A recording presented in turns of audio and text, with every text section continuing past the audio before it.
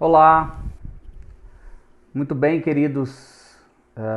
Quero saudar a todos com a paz e a graça do nosso Senhor Jesus Cristo. Dizer que, apesar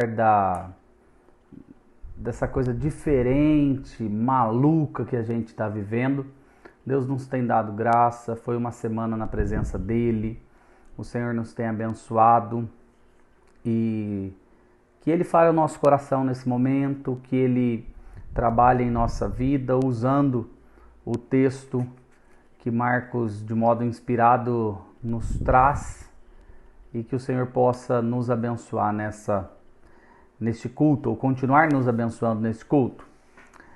Vamos orar antes de qualquer coisa? Vamos orar a Deus. Senhor, nós louvamos o Teu nome, agradecemos ao Senhor, pedimos que o Senhor fale conosco, pedimos que o Senhor fale sobre os momentos de dificuldade da nossa vida. Não somente este momento que estamos atravessando, que estamos vivendo, mas o momento maior, ó Pai, de enfrentamento da Tua justiça, enfrentamento da Tua ira, que nós nos encontremos resguardados, salvos, na presença de Jesus, o Teu Filho unigênito, que nos salva de todo e qualquer mal deste mundo. O texto que iremos ler, iremos compartilhar nessa semana, e se o Senhor permitir na próxima, nos traz uma ideia do poder de Cristo Jesus frente aos males que o pecado trouxe a nós, ó Pai. Que o Senhor nos comunique graça ao coração do Teu povo, neste dia santificado ao Teu nome. Louvo, agradeço e peço no nome de Jesus. Amém, Pai. Muito bem, queridos, eu queria compartilhar com vocês o texto que se encontra no Evangelho de Marcos, capítulo de número 5, versos 21 a 43. Nós vamos nos dividir em dois momentos. Hoje nós vamos falar até o verso de número 34, e na semana que vem nós vamos falar e terminar esse trecho da palavra do Senhor no verso de número 43. Vamos ler o texto sagrado, Evangelho de Marcos, capítulo 5, a partir do verso 21. Diz assim a santa palavra do nosso Deus. Hoje nós iremos ler até o 34, mas sabendo que é uma perícope única, é um trecho único da palavra de Deus, que vai do 21 ao 43, narrando dois grandes prodígios, dois grandes milagres de Jesus. Diz assim a santa palavra: Tendo Jesus voltado no barco para o outro lado, afluiu para ele grande multidão, e ele estava junto do mar. Eis que se chegou a ele um dos principais da sinagoga, chamado Jairo, e vendo-o, prostrou-se a seus pés, e insistentemente lhe suplicou: Minha filhinha está à morte, vem, impõe as mãos sobre ela, para que seja salva e viverá. Jesus foi com ele. Grande multidão o seguia, comprimindo-o. Aconteceu que certa mulher, que havia 12 anos, vinha sofrendo de uma hemorragia, e muito padecera a mão de vários médicos, tendo despendido tudo quanto possuía, sem contudo nada aproveitar, antes, pelo contrário, indo de mal a pior, tendo ouvido a fama de Jesus, vindo por trás dele, por entre a multidão, tocou-lhe a veste, porque dizia: se eu apenas lhe tocar as vestes, ficarei curada. E logo se lhe estancou a hemorragia, e sentiu no corpo estar curado do seu flagelo. Jesus, reconhecendo imediatamente que dele saíra poder, virando-se por meio da multidão, perguntou: Quem me tocou nas vestes? Responderam-lhe seus discípulos: Vês que a multidão te aperta e dizes: Quem te tocou? Quem me tocou? Ele, porém, olhava ao redor para ver quem fizera isso. Então a mulher, atemorizada e tremendo, cônscia do que nela se operara, veio, prostrou-se diante dele e declarou-lhe toda a verdade. E ele lhe disse: Filha, a tua fé te salvou. Vai-te em paz e fica livre do teu mal. Muito bem. quais são os piores momentos da sua vida? Ou qual foi o pior momento da sua vida? Seria um momento de enfermidade? Seria um momento trágico de que alguém muito amado, muito querido teu está padecendo uma enfermidade tremenda? Ou se você sofreu uma enfermidade tremenda e que essa enfermidade está ocasionando o cheiro da morte, né? o pensamento de morte. Tantas são as vezes que a Bíblia nos narra momentos de morte, momentos de que as pessoas enfrentam este pré-anúncio mortífero sobre a vida delas. Como enfrentar estes momentos? Aqui nós temos a narrativa que Marcos está nos contando de dois cheiros de morte. Um de uma menina que está à beira da morte e um pai que lhe suplica a Cristo insistentemente para que o Senhor vá e cure a sua menina, impondo-lhe as mãos. E uma outra mulher que aparece nessa história, que interrompe o milagre que Jesus está prestes a fazer, de interromper um processo de morte sobre a vida da menina, e toca também com as mãos na veste de Jesus. Outro evangelho fala que é na orla da veste, um dos 4 cantos de vestes que os judeus usavam sobre si, um pedaço, uma orla da veste, e Jesus emana poder, emana virtude, cura essa mulher, interrompendo um dos grandes momentos que o ser humano pode enfrentar, que é o cheiro da morte. Piores momentos aí nós temos enfrentado nesses dias, estamos cheirando a morte, né? Ouvindo anúncios, dizendo como proceder ou não, voltamos a trabalhar, não voltamos a trabalhar, fazemos o que, vamos encarar isso de frente. É muito difícil, mas Deus nos quer ensinar em 2 momentos. Um, pela doença, pelo cheiro da morte, na semana que vem, quando nós enfrentamos a morte de modo claro, quando a menina já morta e Jairo não tem mais o que fazer senão crer somente, não temer. Mas isso nós conversamos na semana que vem. Sendo assim, eu quero trabalhar num tema em 2 pontos, em 2 trechos, né? Um tema que se subdivide nessa semana e na outra semana. Fé para os piores momentos da vida. Fé para os piores momentos da vida. Hoje nós vamos ver que esta fé deve ser quando enfrentamos as doenças. Esta fé deve ocorrer quando enfrentamos as doenças. Uma coisa que deve ser bem aclarada é o momento do ministério de Jesus, o que está acontecendo e como ele está encarando.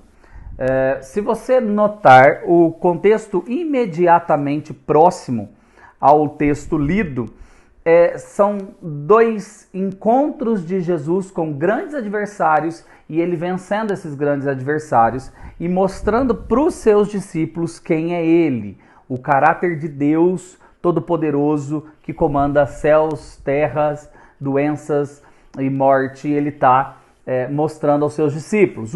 Ele para o vento e o mar e a tempestade, e no final do capítulo 4, verso 41, os discípulos perguntam: quem é este que até o vento e o mar obedecem à sua voz?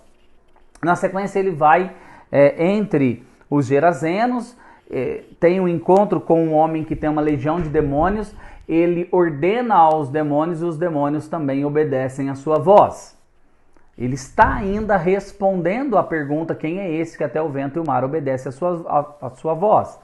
Lembre-se que o demônio já havia dito: que tenho eu contigo, filho do Deus Altíssimo. Ele está mostrando que este é o Filho do Deus Altíssimo, mas Jesus está formando o caráter dos discípulos.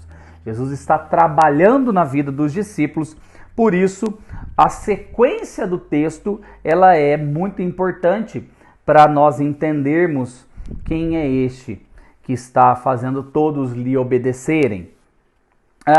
No desembarcar, ele sai de entre os Gerazenos, que o expulsa de lá, que mandam ele embora, vai embora daqui, nós não te queremos aqui. Atravessa o mar e o texto não diz aqui, mas Mateus 9:1 é o mesmo contexto dessa história. Ele nos conta que ele foi para Cafarnaum, que era a cidade onde Jesus morava com os seus discípulos. Era uma espécie de quartel-general. Isso é muito importante porque na sequência nos é introduzido um dos chefes da sinagoga. Chefes da sinagoga é um termo referente a quem organizava as reuniões da sinagoga, a quem mandava e organizava o período, os utensílios, a disposição, a ordem de quem ia falar. Era alguém que realmente estava na organização de tudo. E se Jesus, ele é um morador de Cafarnaum, ele muito provavelmente frequentava esta sinagoga que Jairo, que vai aparecer na sequência da história, frequenta. Então Jairo havia ouvido muitas vezes os discursos de Jesus, os embates de Jesus com os outros líderes e havia presenciado milagres de Jesus. Por isso não é de se espantar que Jairo agora vai ao encontro de Jesus quando ele está tendo uma filha, e aqui ele considera muito carinhosa essa menina. Ele diz: minha filhinha está prestes a morrer. Ele clama a Jesus e reconhece o poder de Jesus. Primeiramente, essa coisa dupla, né? Os gadarenos expulsam Jesus e Jairo convida Jesus para ir à sua casa, adentrar a sua casa e curar sua filha. Como a gente tem o mesmo mestre com os mesmos poderes e a perspectiva diferente das pessoas, os que expulsam Jesus e os que convidam Jesus para ir até as suas necessidades, nos faz ter uma implicação clara conosco. Somos aqueles que não queremos Jesus em nós, conosco, ou somos aqueles que amamos a Cristo e convidamos a Cristo para os nossos problemas, para as nossas doenças, para as nossas enfermidades, para as nossas questões? Uma outra coisa que esse texto nos ajuda a entender, pelo menos o início dele, é Jairo muitas vezes ouviu e viu Jesus discursando e curando. Mas agora, quando o problema está mais na casa dele, atinge ele, ele corre, se prostra desesperadamente, vai até Jesus, aos pés de Jesus. Isso é incrível para a gente pensar quantas vezes nós ouvimos outros e vemos outros nos seus desesperos e relatando que Jesus foi pronto em socorrê-los, curou-os ou libertou-os ou os transformou, mas a gente cético parece que só assiste. Mas quando o problema é conosco, atinge a nossa casa, a nossa súplica é maior. Nós nos prostramos e nos colocamos.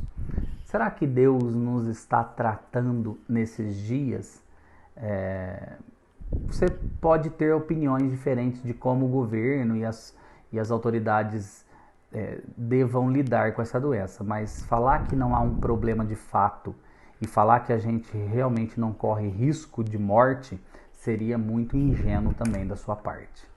Então nós estamos na posição de Jairo, desesperados, entendendo que uma coisa iminente pode nos acontecer. O texto continua e é interessante que a multidão agora ela vai formar o pano de fundo. Ela é a multidão que atrasa Jesus, e parece que Jesus propositalmente se deixa ser atrasado por dois motivos. Ele vai manifestar algo muito maior na frente, que é a ressurreição da filha de Jairo, mas inicialmente ele tem algo a ensinar para os seus sobre a fé em meio às adversidades da doença. E uma mulher entra na história, ela interrompe. Eu fiz o início falando de Jairo, interrompendo para introduzir a história desta mulher de fluxo de sangue contínuo, justamente para dar a impressão do que aconteceu. O narrador está escrevendo, parece que ele para e fala assim: nossa, eu lembrei de uma coisa que eu queria contar para vocês, que um dia também aconteceu. Ele tem um propósito e uma escala de um Deus que controla o vento e a tempestade, um Deus que controla os demônios, o Deus agora que vai também controlar os males do corpo, os males que o pecado nos trouxe no corpo, e depois, obviamente, o Deus que vai controlar a própria morte. Essa mulher entra e ela entra esperando a cura. E eu acho que isso deve nos fazer entender. Os versos 25 a 28 vai mostrar que ela tem uma expectativa de cura muito real. Ela vai até Jesus com uma expectativa de cura. E dos 3 evangelhos, Mateus, Marcos e Lucas, que narram essa história, Marcos é o mais detalhista. Marcos é o que nos fornece maiores detalhes da história desta mulher e daquilo que ela vinha passando, sofrendo e como Jesus lidou com ela. Nós vemos aqui no verso 25 que esta mulher já havia 12 anos vinha sofrendo de uma hemorragia. É muito interessante, aos 12 anos ela sofria de hemorragia e no final desta narrativa vai ser dito que a filha de Jairo também tem 12 anos. Há uma expressão clara de que Jesus está fazendo um paralelo de muito tempo em sofrimento ou em morte, ou apesar de muito tempo de sofrimento e morte, Deus tem cura, libertação e ressurreição para o seu povo. Não é de se estranhar ele usando o número 12, Jesus propositalmente usa o número 12 na sua soberania para com um povo de Israel, um povo que é marcado pelas 12 tribos, pelos 12 apóstolos. Ele quer mostrar mesmo que o povo de Deus, na completude do seu sofrimento de dor e morte, pode esperar a cura e a ressurreição do próprio Senhor.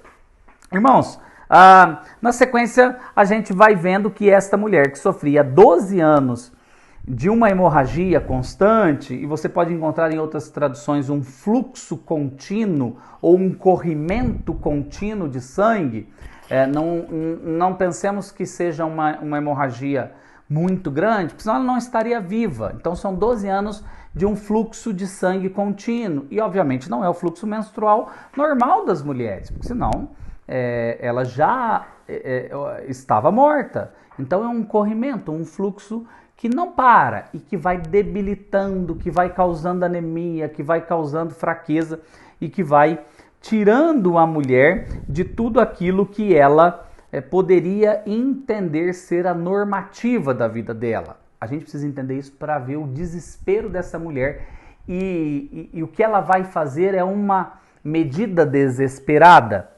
O texto diz que ela padecera na mão de vários médicos. Não que os médicos fossem ruins, mas que a mulher tinha uma doença incurável. O Evangelho de Lucas, que também narra essa história, no capítulo 8, verso 43, nos dá essa ideia de que a doença era incurável, não que os médicos não sabiam lidar. Aliás, a medicina é muito limitada nesta época. Não há cirurgias internas, não há anestesia, não há o que se possa fazer de um modo mais ativo. Mas eu quero lhe dizer, e Lucas é um médico que fala isso no seu evangelho, que a doença é incurável, não os médicos que não conseguiam simplesmente por não conseguir. Alguma coisa também ainda dentro do desespero dessa mulher nos é contada por Marcos neste evangelho. Ele diz assim: tendo despedido tudo quanto possuía, sem contudo nada aproveitar antes. Pelo contrário, indo a pior, ou seja, ela vinha piorando, piorando, piorando.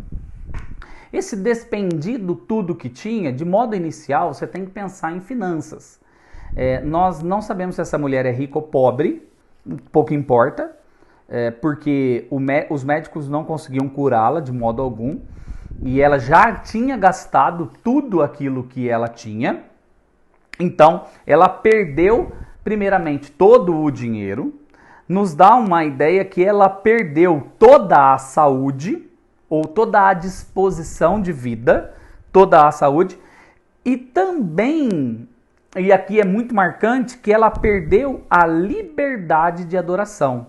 Levíticos capítulo 15, verso 19, diz que as pessoas são vedadas, que as mulheres eram vedadas, ou os homens também, se houvesse uma hemorragia constante nele, algo purulento, algo aberto, algo que está sangrando, eles não poderiam entrar no templo, nas sinagogas, eles não poderiam ofertar adoração a Deus de modo público. O que se torna mais grave, porque todos sabiam que aquela mulher tinha um problema, porque já há 12 anos ela não tocava em ninguém.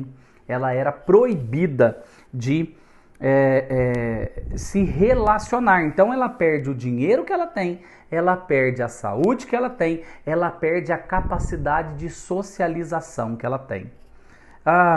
É quase tentador a gente falar sobre isso nos nossos dias, né? Que estamos agora sendo vedados de tantas coisas no nosso relacionamento. Muito, muito propício. Mas o que eu acho que o texto quer nos ensinar de modo muito claro é que Jesus deixa ela em seus decretos até o último momento de sofrimento para que ele manifeste o tamanho do seu poder e o tamanho da sua glória.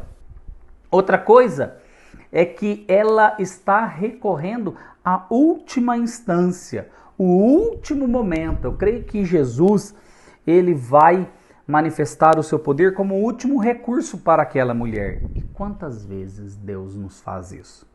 Ele deixa a gente padecer na mão de muitos espertinhos que às vezes nos dão opinião, fala que faça isso e nada é curado. Nós vamos em muitos médicos, em médicos bons, respeitosos, mas não tem a cura. Já teve a experiência de você consultar grandes médicos e eles não têm uma palavra definitiva para vocês? Incrível isso, né? Jesus está agora, depois dela perder todas as coisas, se apresentando como a última instância da sua esperança. A fé, ela vai ser usada aqui como o último ato desespero para o sofrimento dessa mulher. E o verso de número 28 nos dá o sinal da fé da mulher, nos dá o sinal do que ela creu, do como ela crê. Diz assim o verso 28, porque dizia: se eu apenas lhe tocar as vestes, ficarei curada. Deixa eu tentar explicar esse versículo, que ele é muito interessante. Ele é uma demonstração de fé, mas é uma demonstração de fé torta. A mulher tem a esperança, ou ela tem um falso entendimento, que aquele homem emana poder. Ela não crê na pessoa de Jesus, no discurso de Jesus. Ela não crê em quem é Jesus. Ela crê que ele tem uma espécie de poder, ele é uma espécie de curandeiro, e que se ela tocar em alguma parte dele, ela vai ser curada. É uma espécie de misticismo, é uma espécie de... eu não creio nele, eu creio naquilo que ele tem. É muito parecido com a espécie da religiosidade brasileira, da religiosidade até do mundo, que não quer a relação com Cristo Jesus, mas quer os poderes de Cristo Jesus. Jesus, ele vai advertir com o desenrolar da situação, mas ele vai advertir convidando aquela mulher para um relacionamento mais íntimo. É uma fé, vamos dizer, pequena ou uma fé tímida. Mas mesmo uma fé pequena e tímida não é desprezada por Cristo Jesus. Ele está, na verdade, ou ele vai, na verdade, tratar a fé dessa mulher. Então nós podemos ver e entender que esta mulher está manifestando a esperança de cura em meio a todas as suas perdas, em meio a todos os seus sofrimentos, em meio a tudo aquilo que ela está vivendo. Então a doença dela é algo real que vai agora produzir ou não fé no coração da mulher. Quando Deus vê a fé no coração do cristão, do temente a ele, daquele que se achega a ele, o que ele faz de pronto? Ele não rejeita, ele não lança fora, como ele mesmo nos ensina. O verso 29 vai ser a demonstração da fé na prática. É a demonstração do poder de Deus que é alcançado pelo veículo da fé, por meio da fé. Observe o verso 29, ele diz assim: e logo se lhe estancou a hemorragia e sentiu no corpo estar curado de seu flagelo. De modo muito claro e objetivo, o que aconteceu? Nós não sabemos como, mas sabemos que ela percebeu porque Marcos está falando isso. O corpo na hora foi sarado.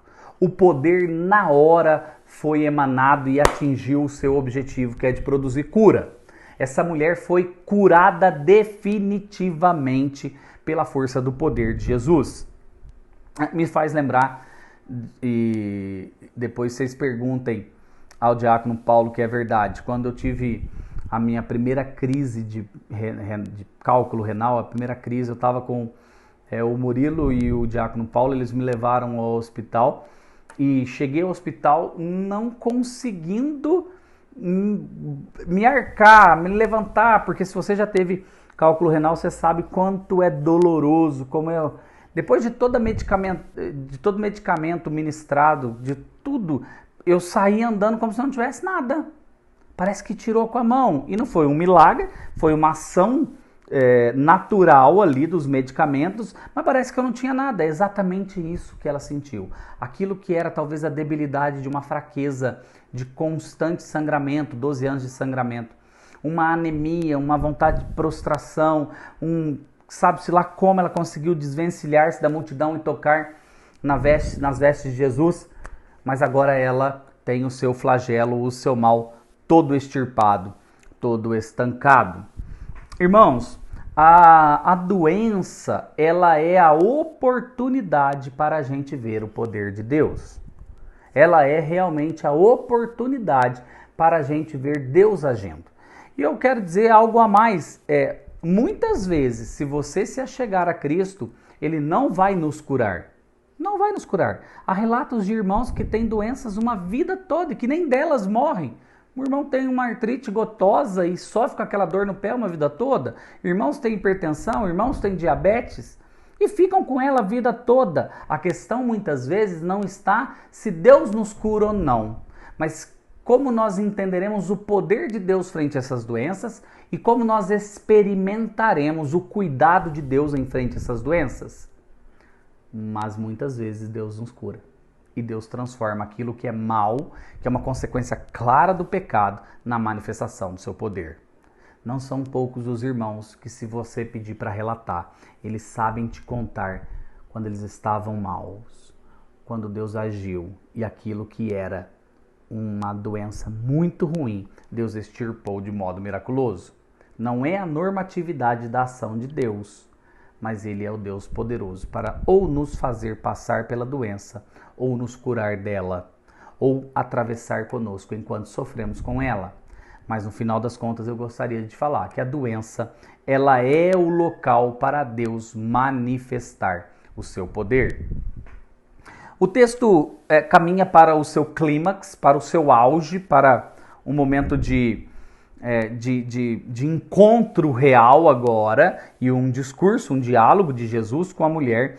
E o verso 30 é muito interessante. Jesus reconhecendo imediatamente que dele saíra poder, saíra virtude, depende da sua versão. Não é que Jesus está sendo pego, alguém lhe assaltando. Opa, tô vendo, nossa, tá saindo poder de mim, tá saindo virtude. Não é isso que o texto está dizendo. Não é que Jesus não sabe que dele saiu poder, saiu virtude. Ele agora está sendo assaltado. Não, ele está contando que o toque da fé daquela mulher produziu nele a manifestação do poder soberano que ele tem. Ele permitiu que este poder lhe saísse. Na sequência, ou a sequência também deve ser entendida assim, porque ele diz assim: virando-se no meio da multidão, perguntou: quem me tocou nas vestes? A pergunta melhor deveria ser assim, né? Ou não vou falar que Marcos errou, mas deve ser entendida assim. Quem me tocou com fé? Quem é esse que atingiu a glória de Deus em mim, a manifestação do poder de Deus em mim no toque da fé? É isso que Jesus quer saber. E você não deve pensar de pronto assim: então Jesus não sabe quem é a mulher. Jesus não sabe que é ele, viu? Jesus é só homem, ele não sabe que quem dele retirou o poder. Não. Aqui é algo muito mais profundo e muito mais interessante. Jesus está fazendo o convite do arrependimento para aquela mulher. Jesus quer, na verdade, que aquela mulher sinta não somente o toque da restauração de seus flagelos, mas ele quer dar algo além a mais. O que nós podemos ou como nós podemos explicar, é o que o salmista nos ensina no Salmo 50, verso 15. Gostaria que você abrisse aí rapidamente, deixa eu te dar um tempinho para você abrir. Esse versículo é muito importante para a gente entender o que está acontecendo aqui. O salmista Asaf nos conta no capítulo 50, verso 15, um ciclo que é o mesmo que Jesus está agora apontando para os seus discípulos, para a multidão e trazendo a mulher. É interessante que no verso 31, os discípulos não sabem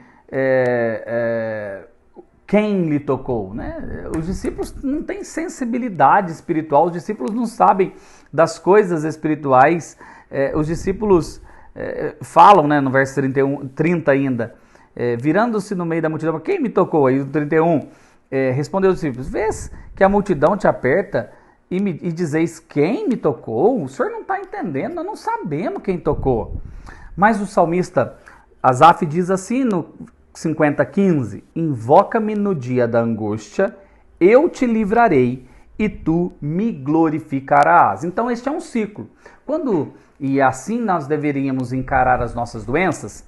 Quando nós estamos doentes, nós devemos sempre invocar a Deus para que Ele haja com misericórdia conosco.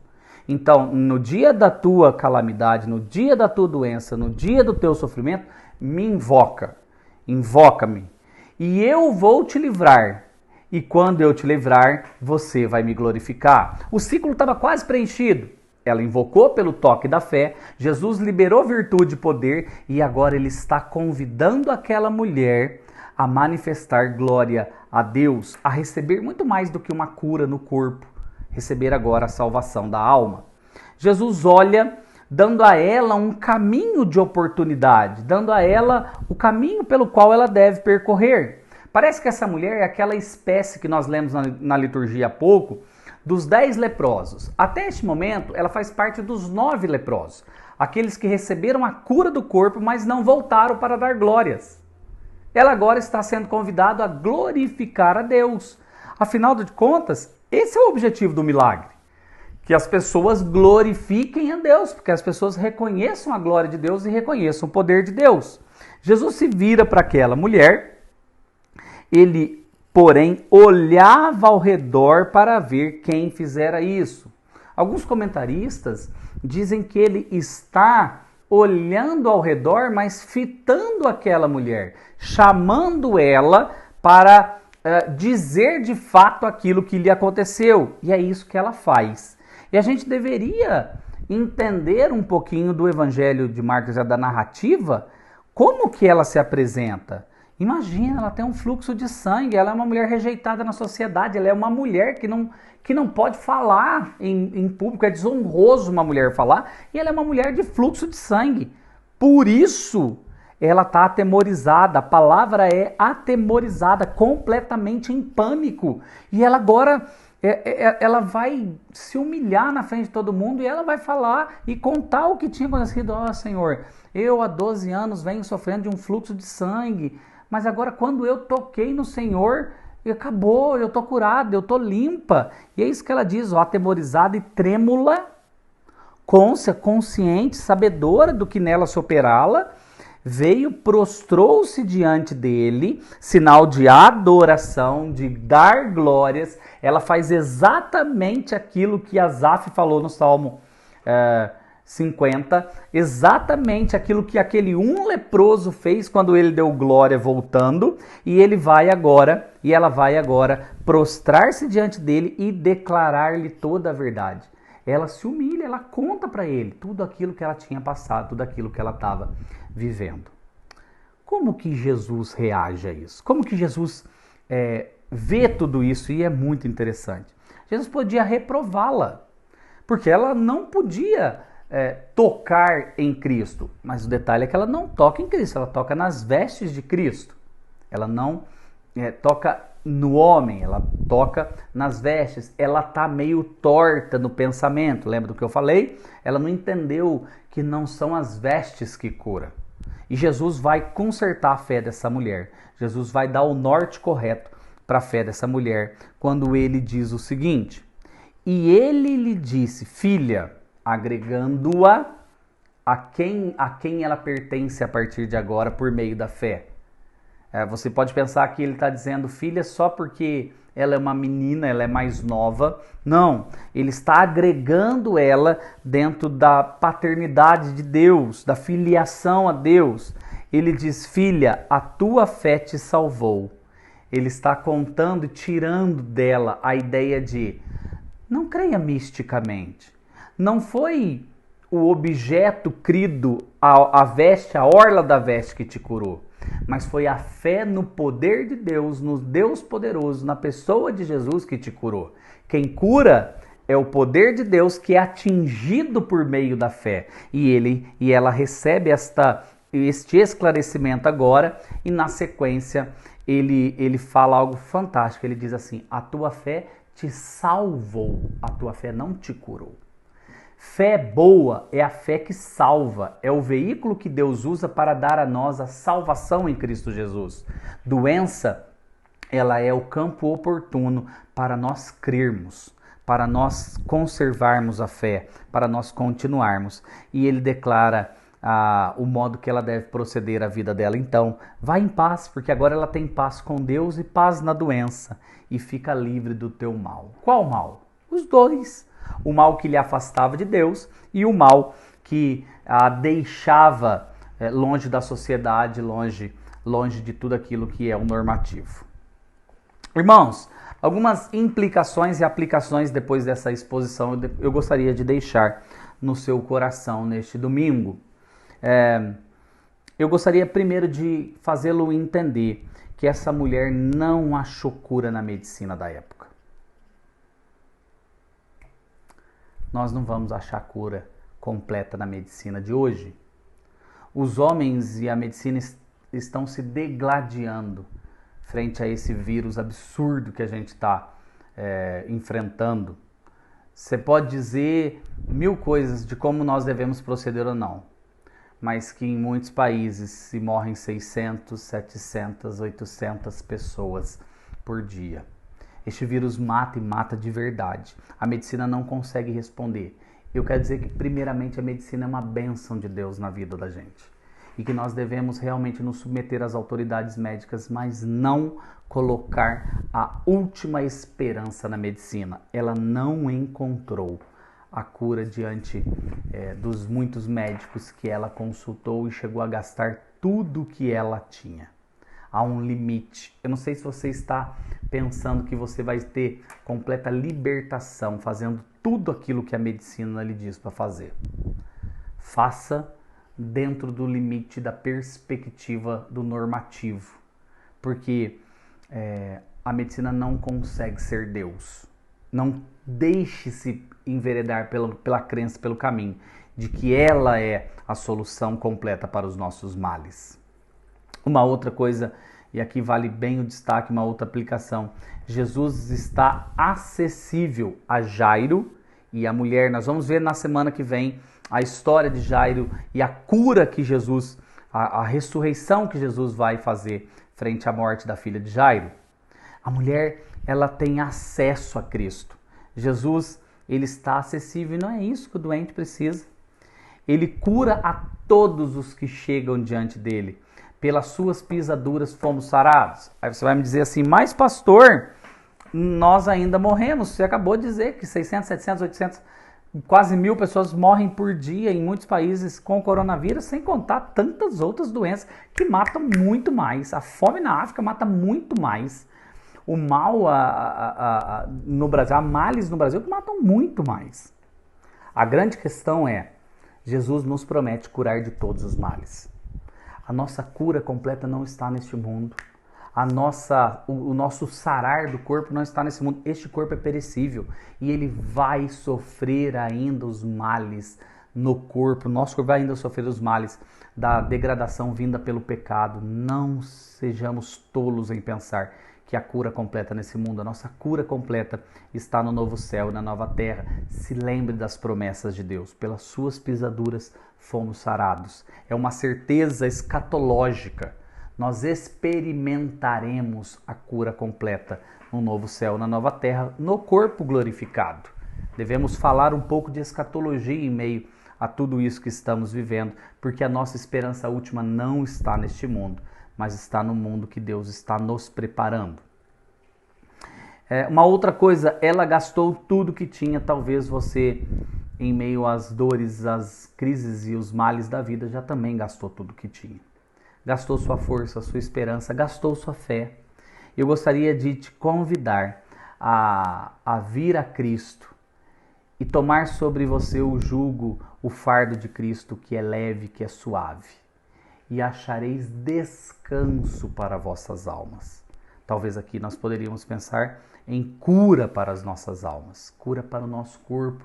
Pastor, mas e se ele não me curar, se ele não curar, ele tem aquilo que ele quer para você. Entenda, Deus é o Deus que nos controla, ou que controla as doenças em meio aos nossos males.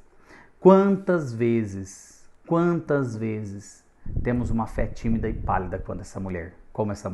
Quantas vezes eu e você chegamos até Cristo titubeando, chegando até Cristo crendo, mas não crendo, meio que escondidos.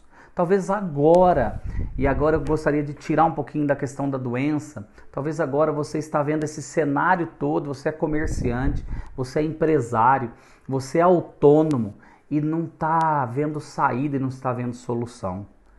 Deus é o Deus que nos quer confiantes nele mesmo em meio às piores crises da vida. Meu irmão, esse é o convite para você crer.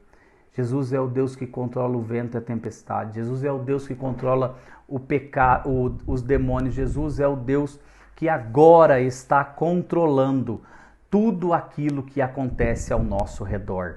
Entenda isso. Eu sei que está sendo difícil, mas creia. Faça uma oração de fé, conte para Jesus. Fala, Senhor, eu não estou conseguindo ver solução, eu não estou conseguindo achar o caminho. E se eu quebrar? E se não tiver mais cliente? E se eu que sou autônomo? Irmãos, Deus sabe exatamente tudo que estamos passando. Aliás, com qual fé ou que tipo de fé nós temos nos aproximado de Jesus? Com uma fé tímida, pálida, ou com uma fé retumbante, que crê e que pode chegar para Cristo e falar, eu creio que o Senhor tem para mim o que o Senhor quer. Deveríamos entender também em ser paciente com aqueles que são pequenos de fé. Tem irmãos nossos que não conseguem crer como nós, estão crescendo, por isso às vezes põe a sua esperança em lugares que não deveriam pôr, põe a sua esperança em políticos. Para de acreditar que a política vai dar a solução para esse problema. Ore, eu já disse essa semana numa devocional, ore, clame. Assim como você não vai crer piamente na medicina, não creia piamente nos políticos. Eles são falhos. Nosso presidente é falho, nosso governador é falho, nosso prefeito é falho, os deputados são falhos, todos são falhos. Deus, ele é quem é poderoso. Então eu não escuto, eu não faço nada, mas faça, mas eu já disse, pondere, calma, espere no Senhor e haja progressivamente. Ou seja, um dia após o outro, entendendo e filtrando o que se fala e o que se crê. Cuidado para não fazer a fé do outro ser abalada. Cuidado, meu irmão, cuidado. Gostaria de te lembrar que você pode esperar a cura de Cristo. A cura dupla. Você que está sofrendo dores no corpo, espere a cura. Peça pela cura. Fala para Deus, Senhor, me cura. O Senhor é poderoso. Se Ele vai fazer ou não, esse é do departamento da parte dEle. Mas no final, tenha a certeza que no novo céu, na nova terra, nós teremos um corpo glorificado, totalmente curado de todos os males desta vida. Viva esperando a cura de Jesus. Viva crendo na cura de Jesus. Uma última aplicação que eu gostaria de deixar com os irmãos essa mulher teve um encontro de fé com Jesus. E o encontro de fé deu para ela o renovar da sua vida, o renovar da sua crença, a diretriz correta para onde ela deve seguir. esse período de afastamento que nós estamos de tudo, de todos, ou de quase todos pelo menos, nós deveríamos refletir sobre a nossa fé. Que tipo de fé eu tenho? Quando eu vou para a igreja, e agora a igreja faz falta para a gente, ou pelo menos para mim tem sentido falta.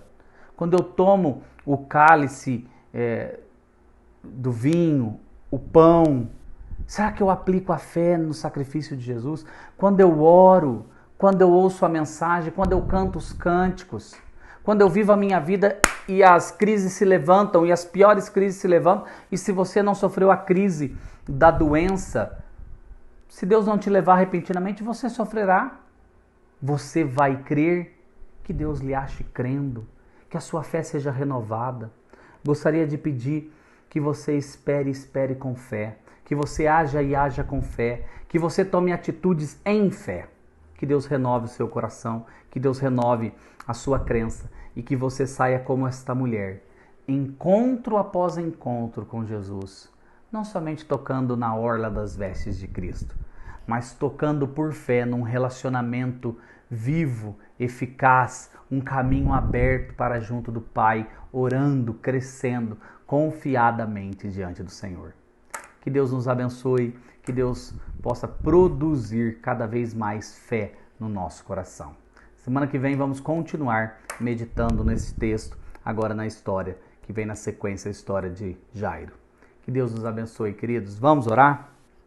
Santo e eterno Deus, muito obrigado por esta palavra que o Senhor deu ao nosso coração, palavra viva e eficaz, que produz em nós a constatação que o Senhor é o Deus poderoso que controla todas as forças das doenças. Não há doença que esteja fora do teu controle.